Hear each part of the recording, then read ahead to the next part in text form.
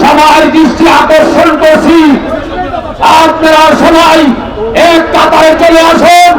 আমাদের মধ্যে কোনো ভেদাভেদ থাকবে না। আমরা একসাথে সরকারকে জানিয়ে দিতে চাই আমরা সরকারি কর্মচারী, আমরা প্রজাতন্ত্রের কর্মচারী।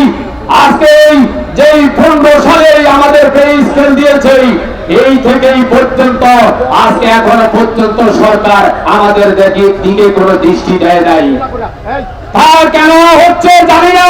বিগত সরকার, যে শহীদ শাসক সরকার, আমাদেরকে পুতুল হিসাবে নাচিয়েছে এবং যারা এই শহীদ শাসক সরকারের পুতুল হিসাবে নাচেছেন, আমরা বলতে চাই আমরা সামনের দিকে আর পুতুল হিসাবে আমরা নাচবো না। আমাদের শেরে বাংলা নগরেই আগারগাঁওতে 53টা সরকারি অফিস আদালত আছে। আমরা প্রয়োজনে কর্মবিরতিতে যাব, কারণ সচিবালয়ে যারা আছেন, সচিবালয়ের নেতারা ওনারা মনে করছেন সচিবালয়ে বসে বসে ওনারা বাংলাদেশটাকে ওনার নিয়ন্ত্রণে নেবেন।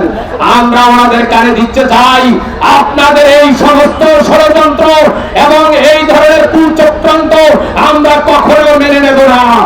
আমরা কর্মচারীরা ঐক্যবদ্ধ হয়ে এবং আজকে যে বাংলাদেশ সরকার আছে ডক্টর ইউনূস সাহেবকে আমরা জানিয়ে দিতে চাই বাংলাদেশের মধ্যে যেই কর্মচারীরা আজকে বৈষম্যের শিকার হচ্ছে, এটা অবিলম্বে আপনি সেটা সমাধানের চেষ্টা করুন।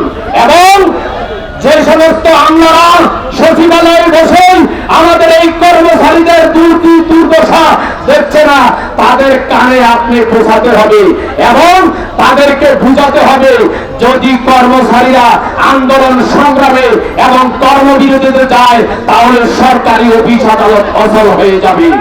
এবং আমরা সেই সরকারি অফিস আদালত এখনো পর্যন্ত অচল করে দেই নাই, কারণ যারা পুলিশ প্রশাসন আছেন, নৌবাহিনীতে আছেন, বিমান বাহিনীতে আছেন, সবাই আমাদের প্রজাতন্ত্রের কর্মচারী।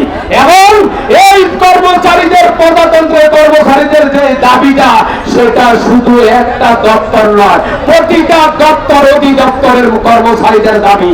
এবং আমরা 50% মহার্ঘ ভাতার জন্য আমরা সরকারকে দাবি দিয়েছি।